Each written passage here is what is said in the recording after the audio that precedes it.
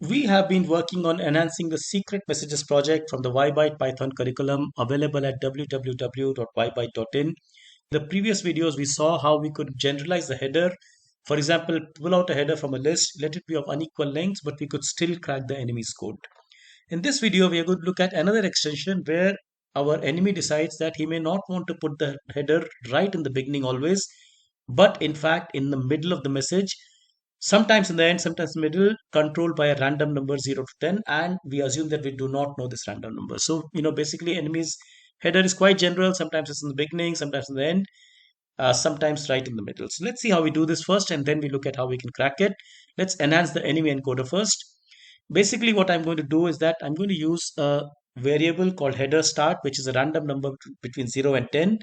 And then I'll use slicing in a very smart manner to achieve what I'm trying to do. So notice I'm going to split my secret message, which is 10 letters, into two parts. So first part is 0 to header start in steps of 1. Second part is header start all the way to the end in steps of 1. And I'm going to put my header in between these two parts. So essentially, let's just take some special cases. Let's say header start is 0. I'm going to end up with secret code 001, which is an empty string. Header plus secret code 0 all the way to the end, which means entire secret code. So my secret code, my message will be like earlier, header before the secret code. On the other hand, if I take header start of 10, then I'm looking at 0 to 10 to 1, which means the entire secret code, because remember, secret code has a length of 10, then the header. And this is then an empty string. And you can convince yourself that, any number between 1 and say 0 and 10 will place the header in between this, and that is quite interesting. Let's see this working first, because the slicing is quite interesting. Think about it, it's very nicely done. Yeah, so I come in here, I say, okay, look, let me create a random variable. So I call it, let's say, header start. This is a random dot rand int, say 0 to 10.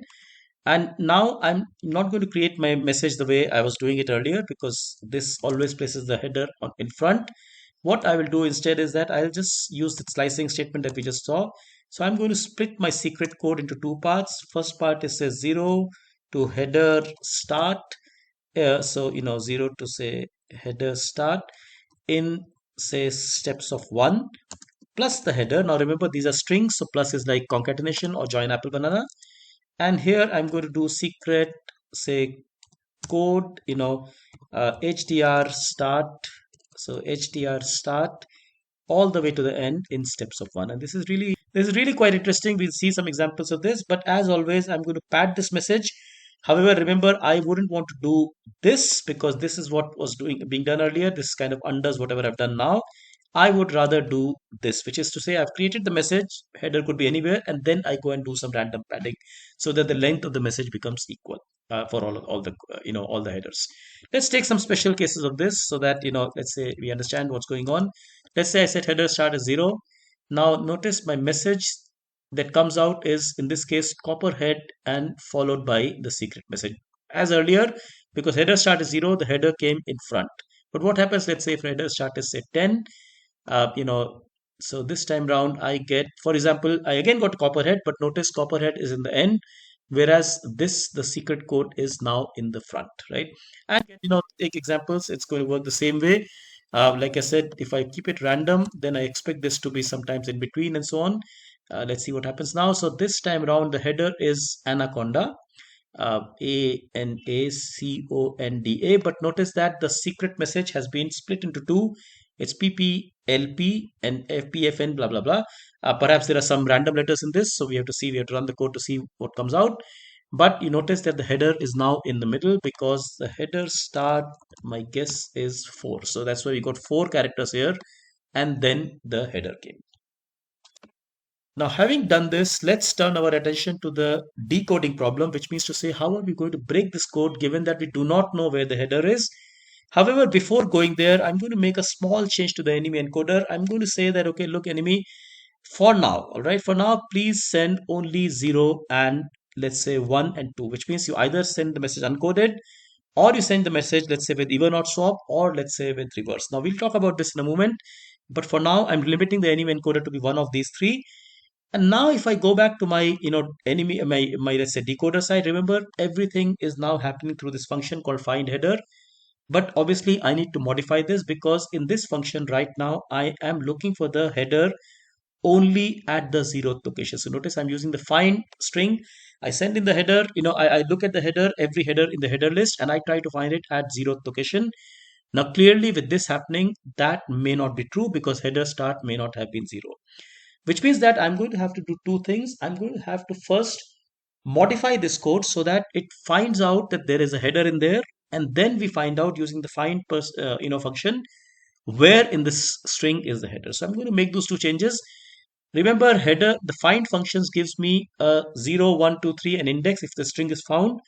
But if the string is not found at all, then it returns me -1. So I'm going to just change this condition into saying, okay, look, if this is not equal to, let's say, -1, now this means that the header is indeed inside the message. Now I need to find out where exactly is this, header in there. I can use now the find again to find this, and I say, okay, look, idx is equal to, let's say, msg, I have to use msg fun because that's what I'm using inside this function, dot find, say, hdr. Oh, so this is a mistake. This should be dot find hdr. So basically it's saying, okay, look, I know the header is inside because this otherwise would have been -1. So if it's not -1, I know the header is in there. Let me find out where the header is. Now that I know where the header is, I'm going to again, slice this thing to get my secret message, extract my secret message out of this. This slicing is actually quite interesting. Let me just do it here. I'll just copy this thing first. I will do it and then we'll talk about this. So what I will do is that I know that my header starts at index, which means all the characters until this index are part of my secret message. So what I'm going to do is that I'm going to just get those parts first. So I say, okay, look, 0 to idx in steps of 1, because these are all the characters that came before the header started. So that's first part of my secret code. Now to get the second part of the secret message, well, I have to see after the header, and I know there are 10 minus index characters still there, because remember the total length of the message was 10. So I need to slice this very interestingly. I say, okay, look, this is msg fun starting from, let's say, idx plus length of header, because this depends on the header itself. At this point from here, I need to go to idx plus len of, say, header, because that's where I started, and I need to count exactly 10 minus idx, because that is the number of characters that are left in steps of 1. Now clearly, if you see this carefully, what's going on is that I'm getting index and minus index. So I'm going to just obviously remove this doesn't add up to my cause. So I'm just going to say length of header plus 10. Now this requires a little bit of thinking. I'll give you some examples later on, but this is really interesting. So what's going on now is that we are picking up wherever the header was. We kind of know how the message has been structured, and we go and pick the right slices to form our composite secret message. And this is really, I'm going to comment this out because the previous cases that we are looking at were really special cases of this general case. Because remember, if header index is 0, then everything is going to work exactly as earlier, right? So this is kind of more general, and that's what I'm going to keep here. Now, let's first see this working and convince ourselves that it's all okay, and then we can spend some time trying to understand this in a little bit more detail, right? So let's say maybe I'm going to make this a bit bigger here. So I get a message here, look at this message. My Python is somewhere in the middle. Of course, there are some random characters after that.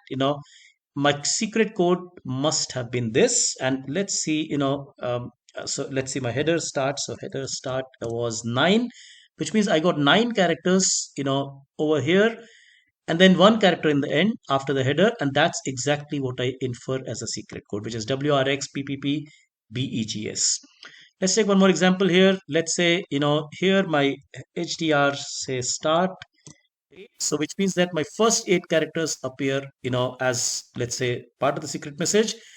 The last 2 appear over here, and these are dummy characters, and that's exactly what my code tells me is the secret code. And this is really no magic here, because we are just slicing this in a slightly smart manner, making it very general and quite interesting in the whole process.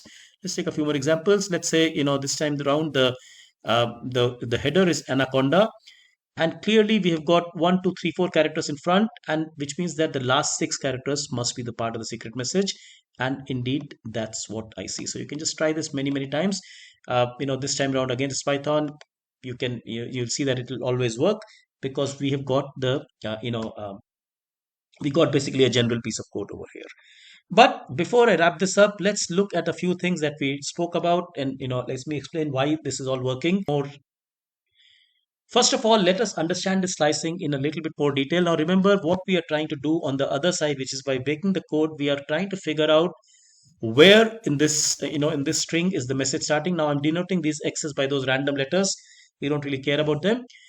So notice, for example, here I find index is 4 because 4 characters came before. So I know index is 4. I'm going to ignore the next 6 characters, which is 4 until 9, because I know the length of this header is 6. And then since 4 have come here, I must find the next 6 over here as my header. And that is exactly what happens, for example, in this, in the way that I've sliced this. Next example, let's say I have anaconda, header start was 2. So I get, 2 characters up here. I start slicing it in a way 0 to 2 to 1, 10 to 17 to in steps of 1.